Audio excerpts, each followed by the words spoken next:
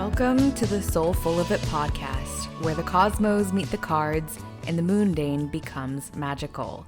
I'm your guide, Kari 𝗪𝗃𝗀, and in this episode, we'll explore the astrological transits and tarot for the first half of August 2025, with a part 2 episode coming mid-month. Now, let's fill up your cup until you're soul full of it. Hello, soul friends, and thank you for joining me for yet another episode. It is August somehow, and it's equal parts salt air and heat of the summer. Leo season is officially in full swing, so it's the perfect time to let your inner lion roar. But before we start roaring all about the tarot and the transits of the month, let's reflect on the waves of change that July brought to us. And I think it's fair to say that they were really big waves, like tsunami-sized waves, considering the recent earthquake that hit Russia, leading to warnings here on the West Coast and all over to seek higher ground. And higher ground is precisely where we find ourselves after an action-packed month in July. The most notable shift being that of Uranus entering Gemini, and bringing with it a whole new perspective and approach to the arenas of communication, news, and information. Release the list. We heard both sides of the political spectrum demand as red hats were set ablaze, and the Cheeto-in-chief claimed, quote, "I never had the privilege of going to his island." Funny how the story haunts him, coming back again and again. It's very Mercury retrograde. And of course, I would say that because Mercury has been retrograde since mid-July, and it remains retrograde as I'm speaking now for a little while longer. We begin the month of August with that Mercury retrograde at its midpoint through the retrograde cycle, having just formed a 𝗧𝗍𝗄, burning brightly in the heart of the sun in the season of the lion. And that's perhaps one of the greatest invitations of Leo season, to do as the great philosopher Rihanna once said, and shine bright like a diamond, or, more seasonally, shine bright like a Leo. Now, with all of that said, let's jump right into the tarot, beginning with the center of the Soulful of Wisdom tarot spread, which is the rose, which is the rose, and we pulled the 5 of Swords. In the traditional Smith-Rider-Waite tarot deck, we see an image of a person with a sly smile who has their hands on 3 swords, while 2 other people walk away, seemingly defeated, as 2 more swords lie on the floor. The sky is gray and turbulent. There's a feeling of tension in the air. It's a card of conflict. And as a sword card, it brings a focus onto the battles that take place within our heads that others don't always know about, but sometimes find themselves still suffering from. I think I mentioned this in another episode, but there's this saying that feels so potent for this card that goes, you can either talk it out or act it out, which is like the wisdom of the entire Swords suit in one sentence. And this card last appeared in the exact same position back in our May Part 2 episode, and that repetition is important with Mercury still retrograde. And we also have an Aquarius full moon coming up that we're going to be talking about later in this episode, which will be illuminating the mind-heart connection. And the 5 of Swords reminds us that our mental sharpness or rigidity, our unwillingness to change our mind or hear somebody else out in what they think, can be isolating, and it can be hollow, especially if it's not balanced with emotional awareness, or in the case of the sword suit, emotional intelligence. Where Aquarius energy can detach, Leo, the opposite sign the season we're in, is all about the heart. The 5 of Swords asks, is being right worth being alone? What stories or thoughts in my head are painting my perception of reality? And can I lay down my swords to let the light in? Next, for the attention or the thorns, the Chariot. A person in armor stands in a chariot pulled by two sphinxes, one black, one white. They point in different directions and appear seated as the charioteer looks onward with no reins in their hands, but instead a staff in their right hand. There's a city behind him, signaling that what is being left behind appears safe and stable. But those four walls can no longer hold him. This card is about momentum, seeking purpose, and the tension between what's familiar and what is calling us forward. This is the only major arcana card that came out in this spread, and it's also the only card of the four we're talking about today that we haven't pulled yet this year. So it's very fresh, and in the Thorns position, it highlights how stepping out into the unknown can feel both exciting and frightening. And while that energy can feel soft, this card teaches that real growth involves outgrowing and often requires departure. It's very much the concept of a crab coming out of its crab shell, hence the connection to Cancer.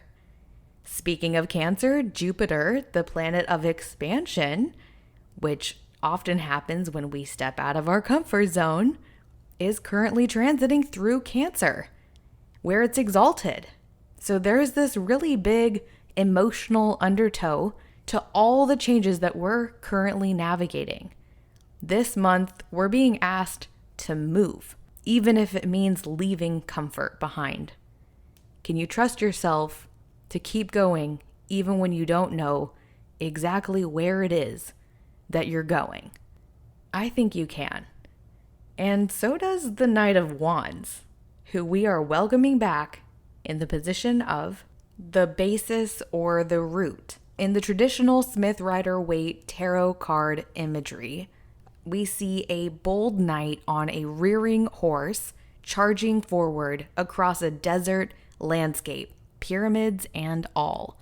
He raises a wand in his right hand like it's a torch, and his armor is adorned with a pattern of salamanders, which are a symbol of resiliency and transformation. This is a card of pursuit, daring, and sometimes being a little bit impulsive. Now, we last pulled this card in April, and it was the part 2 episode, but back then it was in the Thorns position, and now it's at the root. That shift shows that we've integrated the passion of this card, which was last felt during another time of emboldened action, Aries season. The Knights, of course, represent movement, and in the root position, the Knight of Wands is like the heated coals that keep the energy of the campfire alive without needing dancing flames to prove it. You can still make a s'mores here. In fact, it's probably going to roast a little better. Now, the medicine of this moment is about initiating courageous and aligned movement, allowing our passion to inspire while also being careful not to burn out. Lastly, we have the Ace of Pentacles in the guidance or sun position. A hand emerges from a cloud holding a large golden coin. Below, there is a lush garden and a clear path through an arched gateway leading into the mountains beyond. The Ace of Pentacles radiates opportunity, abundance, and a promise of something new if we only choose to plant the seed or get that coin. This should all sound really familiar because we pulled this card just last month as the Thorns position, and now it has returned as our guiding light. That shift from challenge to inspiration is evidence of integration. It tells us that we're ready to invest our energy, our time, our devotion into something that is real, whether it's a creative pursuit, a relationship, a routine, or a project. This card asks, what are you truly willing to do in order to grow? And something else to keep in mind with the Ace of Pentacles is it tends to happen slower than we want it to. So I think that's showing up with the Knight of Wands and the Chariot. It's like, we're gonna go fast. Like, make your s'mores, damn it. But at the same time, if you're gonna enjoy it just one bite at a time, right? Like, we don't need to speed up, even though it does feel like everything right now in the world is happening super fast. Or maybe it's just me. So with this card coming back like a boomerang, visiting us 2 months in a row, back to back, I think it's a signal for us to continue the work that we started in July, roll up our sleeves, dig our hands into the dirt of this garden that we all call life, and plant our focus on what matters most. That which will allow us to have the resources, inspiration, and momentum that will attract the next great opportunity to take us to the top of that mountain in the distance. Now that we've reached the summit of the tarot, let's climb through the cosmos and chat about the transits. Starting with, on Wednesday, August 8th, Mars enters Libra. Mars is fiery, fast-moving, aggressive, direct, whereas Libra is graceful, diplomatic, and all about balance. So when Mars enters Libra, the heat gets filtered through a prism of justice and intentionality. This is not about slamming the door shut. It's about checking if it needs to be closed in the first place. Very Five of Swords. It's also worth mentioning that Mars is in its detriment here, which doesn't mean it's good or it's bad. It simply means that there is a prerequisite of effort in the moves that we are making now. Instead of powering through, this transit calls us to take a pause, consider more than just our own perspective, and then act. It's like a think before you speak, but more of a think before you act, the Mars version. Libra also rules relationships, so this transit can play out as a pre-Libra season checkpoint, where you might be asking yourself, where do I feel balanced and where do I not? And how can I address the imbalance that I do identify with grace and curiosity, while also giving gratitude to the places where I do feel really balanced? So as we step into this transit over the next 7 weeks, we can think of this as an opportunity to navigate the world as though there is sacred ground beneath every step we take. So let's move with mindfulness. Let's speak with kindness. Let's do the harmonious Libra thing. And when a move must be made, let's make it with compassion and let's do it for love. Then on Saturday, August 9th, we have the full moon at 16 degrees Aquarius taking place at 12:54 a.m. Pacific time. This full moon comes just one day after 8/8, which is an angel number of continuity, because of course the 8 is the infinity symbol. And it's also known as the 8/8 Lion's Gate.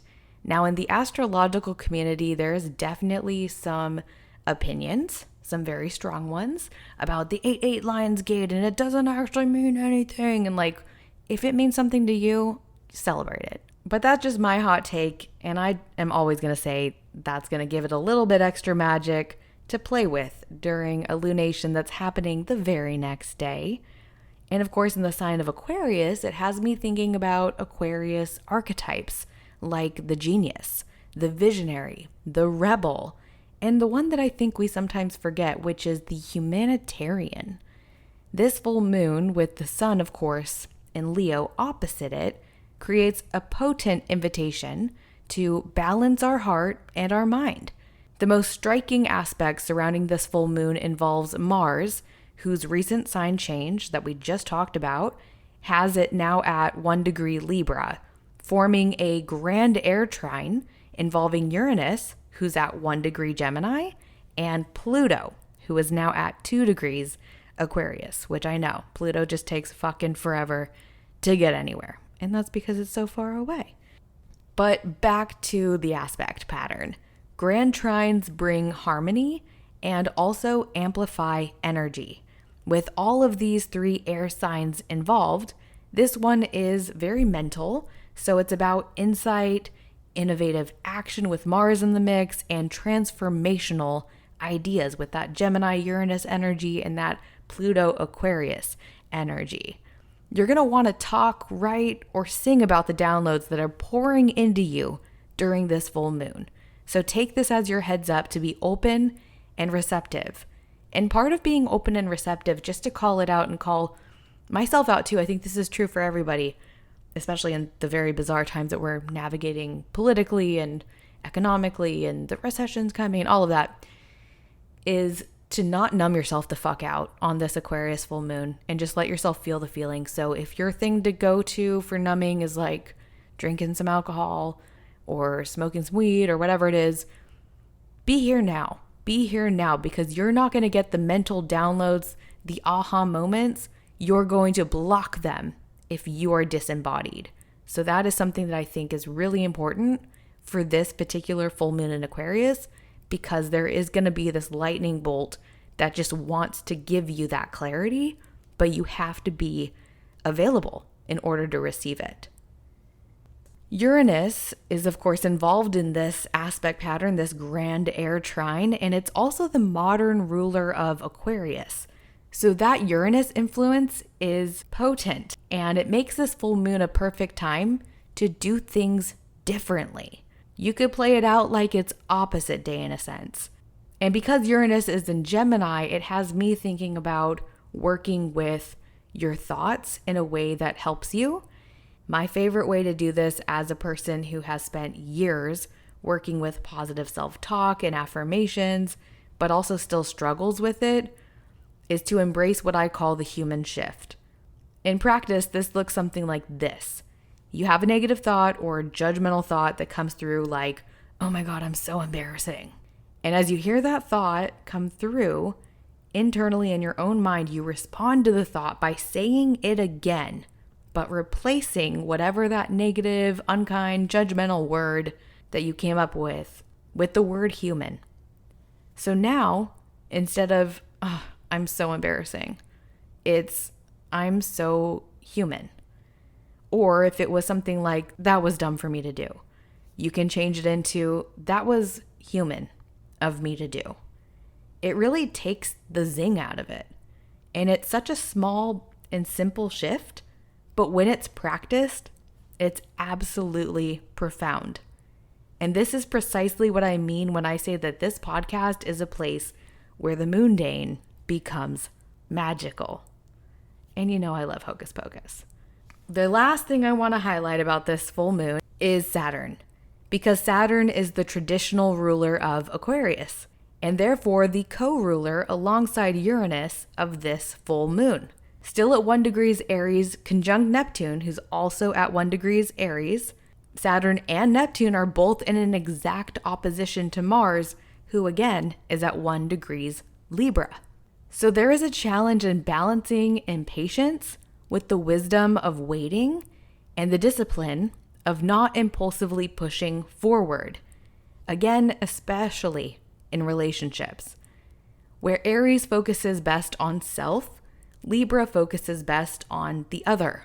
So it may feel like you're riding the teeter-totter of what's best for me and what I want, and what's best for them and what they want. But Aries and Libra have a lot to learn from each other, just like any opposition. And the antidote to this is in reframing it. It doesn't have to be me versus them. We can ask a new question like, what's best for us? And what do we want? So I want to wrap up talking about this Aquarius full moon by illuminating the power of we, which sits perfectly at the intersection of you and me. Now we have one more transit to touch on that I know you will all be very happy to hear about, because on Monday, August 11th, Mercury stations direct at 15 degrees Leo. As we all know, Mercury has been retracing its steps and now it is finally moving forward. Communication is going to start to clarify, travel issues will smooth out, tech glitches will lighten up, and maybe we can see it as an invitation to take a deep breath without feeling like we're ready to breathe some fire, because of course it was in the fiery sign of Leo.